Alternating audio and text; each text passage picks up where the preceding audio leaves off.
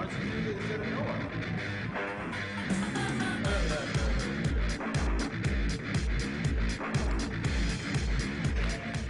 up, everybody? Welcome to another edition of TVTV. You can see some people working out here at ITF downtown. Just got done with their Monday WOD, and as we get closer to the deadline for the Transformations Challenge, we've seen registration increase every day. Still 3 days left to sign up, as this Thursday is the deadline when testing begins, both Thursday and Friday. Testing will occur at ITF downtown and ITF 280. You can get registered for your pre-testing of the challenges you're doing, and then, of course, 40 days later, get retested. So if you're doing the performance challenge, the way it's going to work is you're going to do several movements and a WOD that you will then retest 40 days later. If you're doing the transformations challenge, you'll actually get measurements done, blood work, body weight, body fat, all done this week and then retested 40 days later. Don't miss out. And of course, the goal setting workshop Tuesday evening, Forrest Walden himself will be hosting that. It's going to be an awesome event.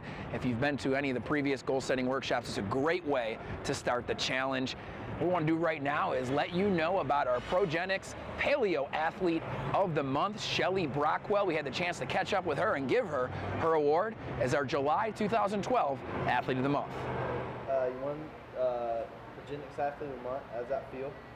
Great. I love winning stuff. I would say that I'm mostly paleo, just because that's the kind of food I like anyway.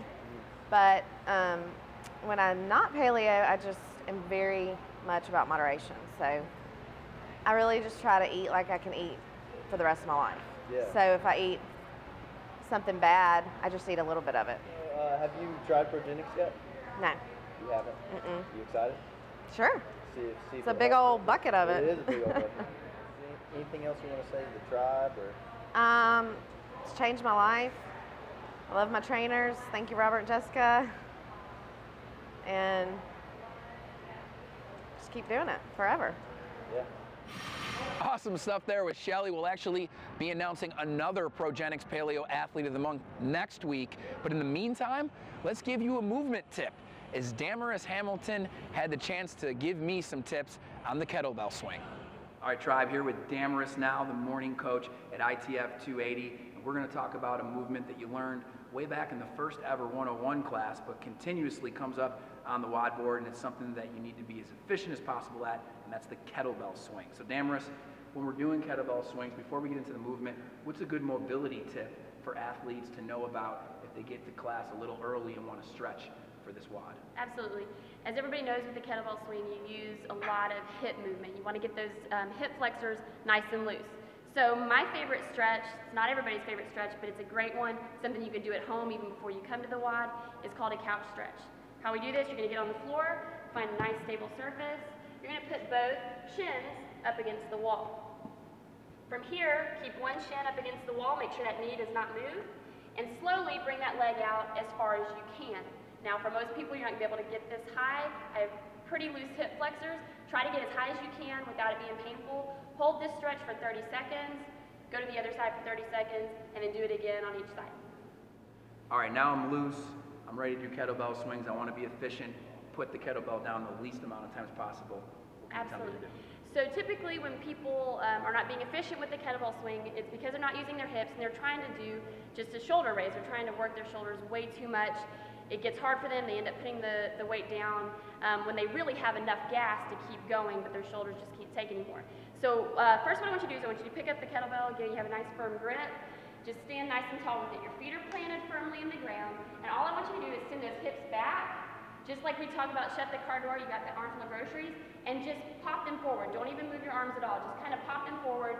And you notice the harder you pop, the higher that kettlebell is going to get. That's the movement that you want to create. This hip thrust is what's going to make this swing a lot easier. Now, once you're able to get that kettlebell all the way vertically overhead, head through the hole, to keep this going, you want to make sure you keep that chest up. Typically what happens is people get what we call owned by the kettlebell because they drop that chest, the kettlebell ends up getting way too close to the ground.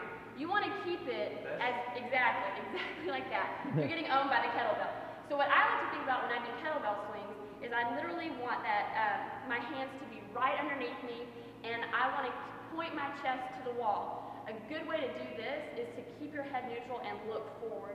A lot of people will look down or they'll look up, which kind of puts you in a bad position. So look forward and literally think about pointing your chest towards that wall. So it's not going to let you, that kettlebell's not going to let you bring that down, and that's going to put your arms in the correct position they need to be in to get that big hip thrust. Now, what about stance? You see people kind of mixing their stances up and not creating the right stance to be able to be efficient? Absolutely, and sometimes it is personal preference. You might see some people wider than others. You typically want to be shoulder width or slightly outside of shoulder width. You want your toes pointing out just like in a regular squat, and you want to really think about trying to plant those feet firmly in the ground to have a good, solid base. All right, so I'm getting a little bit better at these movements now that the coaches are giving me some tips. I hope they're helping you as well. If you have some tips that we haven't given you yet that you'd like us to focus on, email us at info@irontribefitness.com. We'll include them on our upcoming coach tip segments. All right, that does it for this edition of Tri Vibe TV. Remember, this week is your last chance to register for the transformations or performance challenges. Tons of prizes being given away, thousands of dollars, but ultimately the opportunity to get better, whether it's performance or transform yourself if it's the transformations challenge. And this opportunity starts at the end of the week with the testing segments on Thursday and Friday. For everybody here at Iron Tribe Fitness, I'm Jim Cavell, and this is Tri Vibe TV. Why don't you do this at Noah?